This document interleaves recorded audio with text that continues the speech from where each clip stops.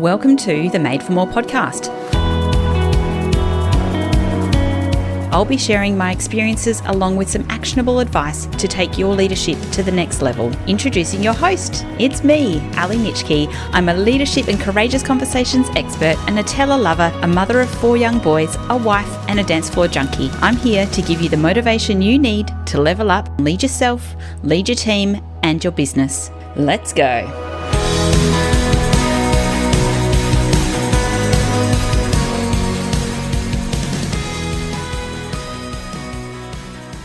Hello and welcome to today's episode of the Made for More podcast. I'm Ali Nitschke, your host of the show. I'm a leadership expert and communication specialist. I work mostly with leaders, organizations, and teams to help them lead into and lean into courage, whether that's through courageous leadership, courageous conversations. We do some strategy work in there as well, but more importantly, helping leaders to lead in the very best way that they can.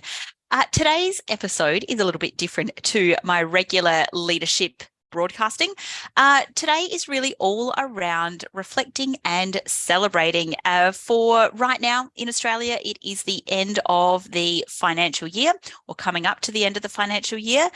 And I think now is a really good time to stop, take a beat, and reflect on the year that has been, because I think we don't take enough time to actually stop and do that. We're very busy getting caught up being busy, that we forget to turn around and have a look at how far we've come and perhaps take the opportunity to go, what is it that we can tweak, refine? What is some of the things that we can no longer include as part of our next iteration? So I like to do this activity at least twice a year. So once at the end of the financial year and also at the beginning of the calendar year.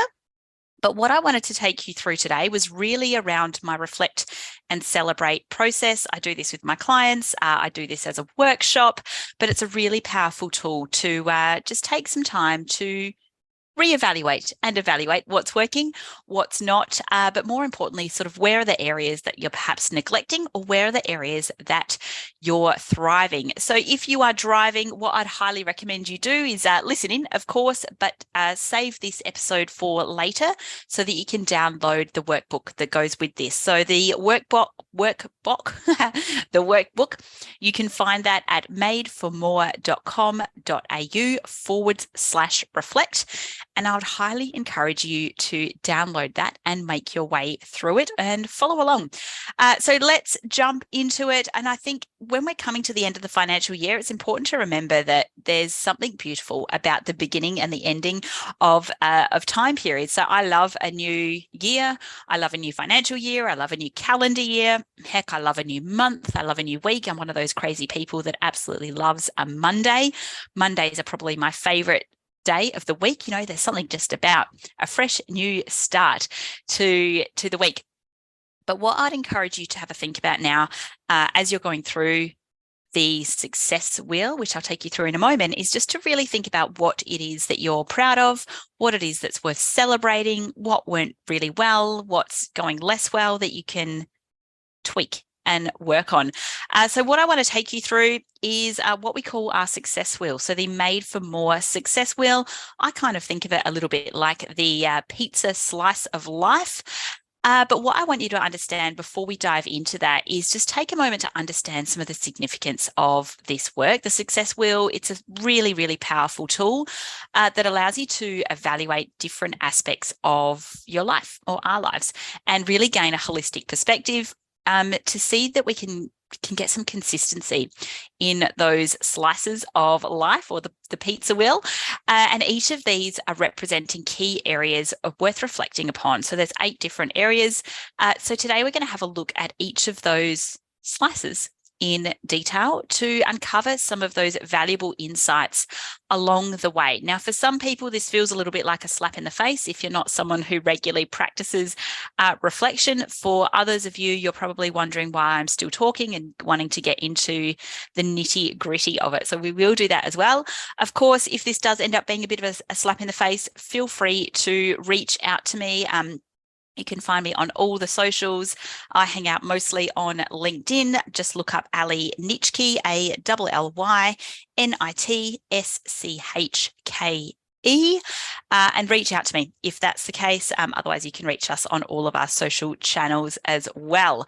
So, number one, segment one, slice one, however you want to cut it, pun intended, is around friends and family. So this is obviously a significant piece of life, friends and family. Who are those relationships that are around us? But what I would like you to think about is, if zero is, oh, gee, this section, this slice of my life has been well and truly neglected, it is not going well, that's a zero. All the way up to a 10, going, you know what, I am killing it at friends and family segment. I'm really connected with those relationships that are most important to me. I feel like there's a lot of balance. I'm very good with my boundaries, wink, wink. 10 is going, yep, I could not ask for a better friends and family pizza slice of my life. All relationships that are important to me are going really well. So that's how we sort of measure it. 0, no good. 10, killing it. So friends and family, this is our first one. This is really around our relationships with our loved ones. And these relationships really do shape our lives in the most profound ways. So take a moment to reflect on some of those people who are important to you. And, we really can hold, according to Dunbar's model, we can really only hold about 5 key relationships. So whether that's family and friends. As many of you know, I've got a husband and 4 kids. So luckily we never had that 5th kid. Otherwise I'd have to bump somebody. No, I'm just kidding. Of course, we can expand those relationships. But with the relationships that are most important to you, are you actually nurturing those? So often I work with leaders who are, air quotes, busy, and they go, oh, gee, you know what's really important to me? My number one value is family. And I'll say, okay, great. When was the last time you saw your family? And they'll go, oh, yes, actually, it has been a moment. So are you nurturing those relationships? And it doesn't necessarily have to be family. Perhaps you are someone who has chosen your family as opposed to the people that you're born into. Are you nurturing those relationships? And are there any areas where you could improve? Do you need to set up a bit of a cadence on catching up? Do you need to actually put your phone away at night and really have some of that presence around connecting with your family? This week, I've had quite a series of connections with my children. They've all requested something called a mummy day, which is essentially just a day where any one of them will hang out with me for the whole day, and we get to do the things that they love. It's my way to connect with my tiny people so that they can thrive, and it gives us a chance to just spend time in each other's company. And it's been a really lovely week, if not exhausting, being 100% present. But, are you making the right decisions and taking some steps to make sure that you're really nurturing those relationships that are closest to you? And of course, remembering that investing time and effort into fostering these connections can bring you so much joy. I think we often forget that to speed up, we sometimes need to slow down. And having time with family and friends can really fill up that cup, if that's important to you, of course. Next, pizza slice of life in the success wheel is all around brain power. Now, brain power is around how our minds are working. As you know, pretty incredible asset, the old noggin. How do you utilize it in the best way possible? How do you determine your growth and development? What I'd like you to really think about and ask yourself is, what are you using your mind for? Often when I ask that question, we go, well, just regular stuff, breathing in, breathing out, all of that thinking.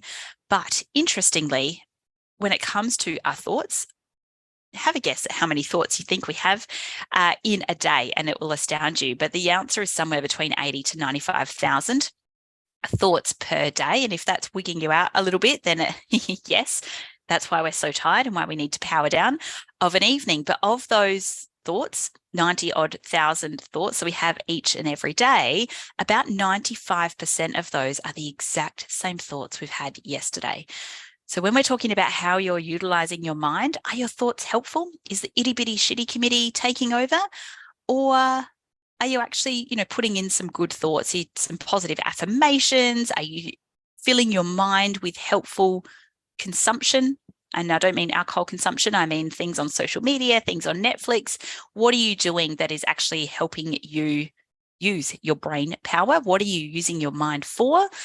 And then on the flip side of that is, do you crave more mental stimulation, or perhaps you need to dial it back a little bit? There's a wonderful book by Dr. Christy Goodman called Digital, We Need to Talk. So if you are someone who is on their phone a lot, I'd highly recommend you check that out, because it really does shine a light on where we're up to in a connected yet disconnected world.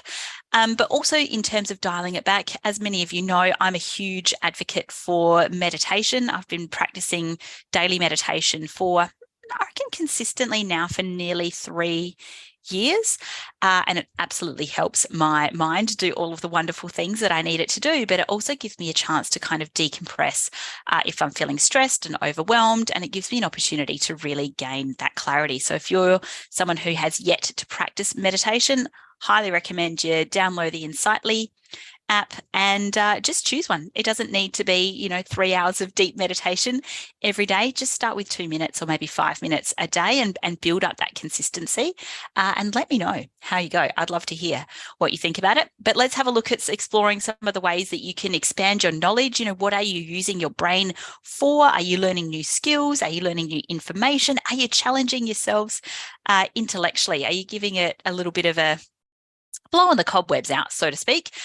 What are you using your brain power for?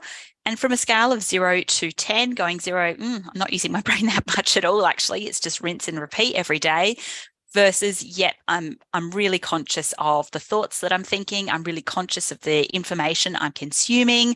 I'm giving myself a 10, because I am well and truly balancing that stimulation versus that wind down and decompressing as well. So that's our second segment of the success wheel.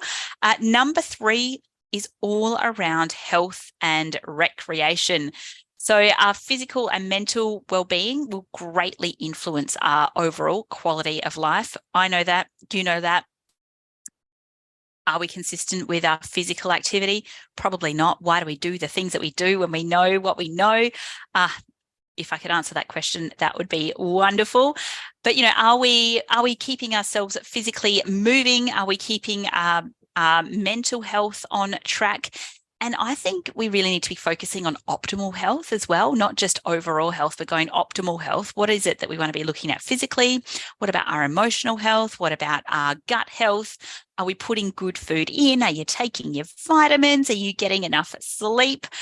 Sleep is, one of those key ones where we don't think we need as much as what we do, but geez, it can be an absolute game changer. I know certainly in my early days of parenting, sleep deprivation, I was so sleep deprived. I was so sleep deprived. I don't think I even realized I was sleep deprived. And now when I don't have a full night's sleep, I'm luckily out the other end of that. Now, sorry to all those new parents out there, there's light at the end of the tunnel, I promise. Now I'm really knocked about if I don't have a good night's sleep. So I think we really need to start valuing our quality of sleep as well as the amount of sleep that we have. So with our third slice here on health and recreation, are you looking after yourself? Are you really truly looking after yourself? Have a bit of a reflection on your current habits. Consider what you can do to optimize your health. Is it those vitamins at the back of the cupboard that you haven't been taking? Has it been a while since you've been for a health check? Have you gone out and got some vitamin D and been out in the sunshine? Bit hard right now in the middle of winter in Australia, but of course, taking the opportunity to put some goodness into your body for your physical, but also your emotional health as well.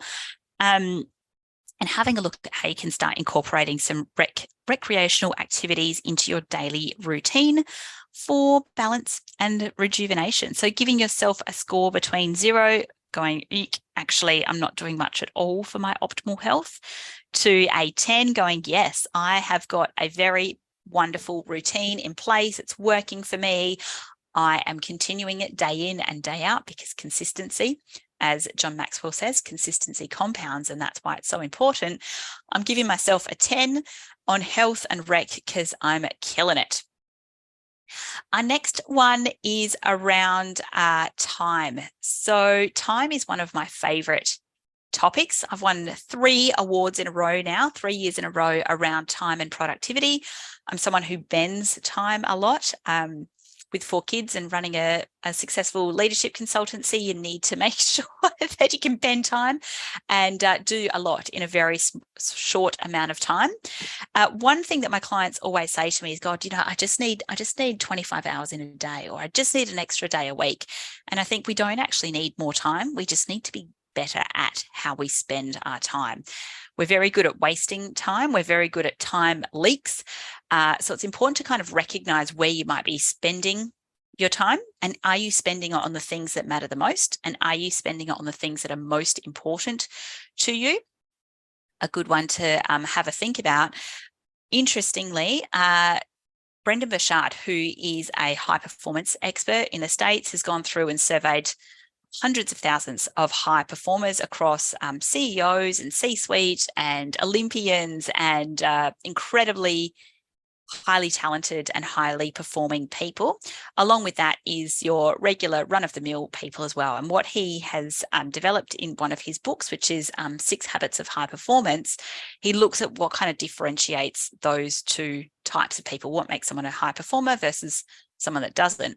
And one of the key findings in his research was that people will give away their time each and every night. And he goes on to say that they actually give it away to things like Netflix scrolling, mindless scrolling, and essentially just numbing out. But what's a real clincher is it's around 3 to 4 hours a day/night, depending on when you're consuming your things. But isn't that amazing that that's how much time we give away that's mindless, as in you probably couldn't recall what it was that you were doing during that time period because we just numb out. And I think there's absolutely a time and place for binging Netflix. I think we just need to be a little bit more intentional with it. So when it comes to time, are you spending it well? It's such a precious resource. It's one of the ones that we can't get more of. It's just once it's gone, it's gone. And how you spend your time will really shape your life. So just take a moment to evaluate where and what you're investing your time in. Do you desire some more time in your day? Probably. If you were to give yourself a score of 0, yep, I am definitely losing some time. I've got a time link, versus, you know what, I think I manage my time fairly well. Let me know how that is going for you. From 0, no good, to 10, yep, killing it. Having an opportunity to do a bit of a time audit is really helpful as well. Next section is all around work and study. So this is the 5th slice of the success wheel, and this is all around, what we spend, 30% of our day doing if you work full time. Are you currently fulfilled in your work? Yes, no, perhaps. Are you underutilized, overutilized? Are you enjoying the work that you do? Is it bringing you joy? Having an opportunity to reflect on some of your passions, on some of your goals, your personal and professional growth when it comes to those areas. What is it that's going to bring you fulfillment? Are you looking for another challenge? Are you looking for less of a challenge? And it's important to recognize that we go through different seasons of this as well. So in some seasons, we'll have work where we need to be challenged and we want to be pushed, and we're in the pursuit of perhaps it's a promotion or the pursuit of some other attribute to add to our career portfolio as opposed to our career path. And there'll be other times where we actually are just in cruise control, and that's where we need to be for right now. So either way, all of those options are right. There is no wrong or right answer, but just an opportunity to go, are you happy? Are you feeling like you are doing the work that matters to you? And are you finding some joy in your lifelong learning? Are you looking for further professional development? Do you need to be stretched? If you're going to give yourself a score between 0 and 10, 0 going, I am having a terrible time in my workplace, this is no good at all, versus 10, yes, I am loving work. It is wonderful. I enjoy what I do. I enjoy the people that I work with. I'm paid very well. That's, of course, a key part of it. I'm super duper happy with how I'm working. But from 0 to 10, what would you score yourself? Our next section is all around finances, the sixth slice of the success wheel. Oh, that's a bit of a tongue tie. Having a really clear understanding of your financial situation is crucial. We know that finance and money worries are a number one stressor in Australia, also very high up on, I think it's either 1 or 2 on the reasons for divorce in Australia as well. So having a handle on your finances is pretty key to your overall well-being. Making sure that you have a clear understanding of your financial situation. Is coming up to tax time. Of course, it's end of financial year. Do you know what you need to be doing? Are you across it? Have you got a budget? Do you have, goodness me, a spreadsheet? However it works for you, do you have a process and a framework in place so that you can be across your financial situation? Finances, we don't want to be having our head in the sand. You need to be aware, whether it's good, bad, or ugly. But the more that you know, the more that you can start making progress in the right direction. Have you got a budget? Are you looking at financial planning? Are you making informed decisions to be able to create a stable financial future for you and your family, or perhaps just you? But really going, okay, guess who's in charge? Guess who's in charge of the finances? It's you. Yeah, I know. Adulting is hard. It is you. You are in charge of that. From a score between 0 to 10, going 0, I don't even know how to log into my bank account, to 10, yes, I'm well and truly across my finances. This does not bring me stress because knowledge is power, right? Where would you score yourself? 0 to 10 on finances. Next one, this is segment number 7, the 7th slice of the success wheel. Another tongue tie. This is probably my favorite one. So this is called the fun bucket and leisure. So this section is really around how do we bring more joy into our lives. As many of you know, joy is one of my guiding principles. I think as adults, we forget that we're actually allowed to have a good time in life. I've got 4 young children. Of course, I want them to be joyous. Why would I not want that for myself and not be able to role model that as well? So I will frequently be looking at ways that I can plug joy into my life. It doesn't need to be expensive. It doesn't need to be a carnivale, should I say. One of the things that brings me most joy and is the easiest to do is a kitchen dance party. You would have seen it on some of our socials at some stage, but whenever we need to boost the joy in our family, or if I'm feeling like I need to do something that is fun, I will put on some of my favorite music. We will turn up the volume and it is kitchen dance party. And that really brings so much joy to my life and my family. And also making sure that we put some time aside to do nothing.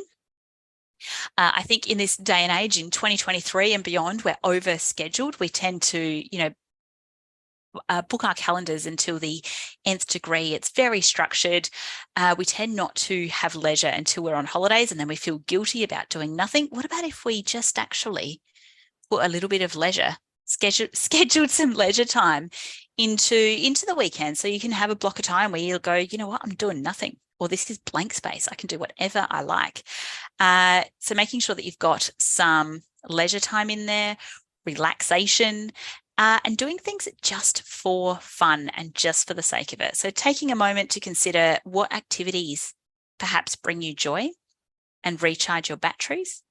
I was speaking to a client of mine, and we've been working together for a while, and she was saying, yes, I've been trying the meditation, Ali, and I think it's like I'm getting there. But what I'm really enjoying to recharge my batteries is going to like live music concerts. She's like, oh, I just feel so recharged. I'm like, great, go and do more of that. Whatever it is for you that recharges your batteries, perhaps it's catching up with friends, perhaps it's being out in the garden, whatever it is that recharges your batteries, do more of that. And how can you incorporate it more frequently into your life as well? So making sure that you've got a healthy balance between work and play. So having a look at your own score, your own self-assessment between 0 going, I have not had fun in a hot minute. I also haven't had leisure time in quite some time. That would be around the 0 versus 10 going, yeah, I have fun all the time. I'm loving it. I make time for rest and relaxation and rejuvenation. I'm giving myself a 10. I'd highly recommend you have a look at how you can incorporate some of those activities even more frequently into whether it's your month or whether it's your week, whether it's your day. Fill that bucket right up. Our last section on the success wheel is the 8th slice, and this is all around the environment. So this is your physical environment. Is it your desk? Is it your home? Is it your car? Do these spaces reflect who you want to be right now? Because we know that clutter is often reflective of a cluttered mind. And as I'm recording this, I'm having a look at my desk and thinking, oh, I've had quite a productive day, which is really just code for time to clean your desk, Ali. But making sure that when we think about how we want to be, how we want to show up in the world, will often be reflective in the physical environment around us. So wherever you spend most of your time, whether it's your desk, whether it's your home, whether it's your car, if you're in traveling and in transit, quite frequently going, okay, is this helping me stay calm? Is this helping me be as productive as I can be? Does it align with your own aspirations of who you want to be in the world? And just take a moment to reflect on your surroundings and consider how they might impact your mindset and well-being. And you know what? If it's time for a tidy up, it's time for a tidy up. Perhaps it's the Tupperware cupboard that's driving you nuts. Perhaps it's the utensils drawer. Perhaps there's a playroom that's just really grinding your gears. How can you remove some of that friction in the form of clutter to help give you that overall success as part of the success wheel? Well, that wraps up our 8 pizza slice success wheels. We've got friends and family, brain power, health and recreation, time, work and study, finances, fun, bucket and leisure, my favorite, and environment. If you haven't downloaded the workbook, I'd highly encourage you to do that. It is madeformore.com.au/reflect, and then you can work through that as well. So once you've given yourself a score out of 10, what I'd like you to do next, when you have a hot minute, probably not if you're driving, is go, okay, well, can I define what a 10 is for me? What would be the perfect score, or as close to perfect as possible? And can you actually name that? Because the funny thing about achieving these things is we don't know. If we don't know where the target is, how do we know where to point the arrow? So if you don't know what a 10 looks like, how do you know what you're even working towards? So I'd highly encourage you to start thinking about that. What would be a 10 for your friends and family? What would be a 10 for your brain power? What about a 10 in health and rec, 10 in time, 10 in work and or study, a 10 and a 10 in finances, a 10 in fun, bucket and leisure, and a 10 in environment as well. And once you've been able to describe some of those 10s and ideals, what would you need to stop, start and continue for each of those slices of the success wheel? So with your friends and family, what do you need to stop doing? What do you need to start doing? And what do you need to continue doing to be able to get you closer to a 10? We're about to wrap things up here. Thank you so much for joining me. It is a delight to have you with me as always. Let's just take a moment to appreciate the journey that we've gone on so far. As I mentioned, if you are not someone who frequently practices reflection and the art of reflection, this may well be uncomfortable for you. Good. I'm glad, because that's where we start to get some change happening. Making sure that you're able to reflect on this and take some time out. Of course, revisit this when you can. Download the download at madeformore.com.au/reflect if you haven't yet. And please remember, it is not about perfection. We are not looking to be perfect for perfect's sake, but rather this is around progress and growth. And even just recognizing what you can celebrate so far. What is it that you've achieved perhaps over the last 6 months? And what is it that you can celebrate into the future? What would you like to be celebrating at Christmas time as a result of having a chance to reflect on some of these aspects?